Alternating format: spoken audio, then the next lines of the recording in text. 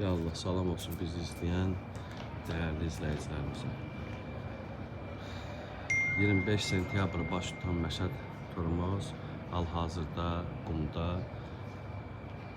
Şeyxlər qəbirstanlığındadır və zəvvarlarımız ziyarət edirlər. İlk gördüyümüz bu məqbərə öz dövrünün böyük alimlərindən olan Şah Qacarın dövründə yaşayan Şeyx Əllamə Mirzə-i Qumi.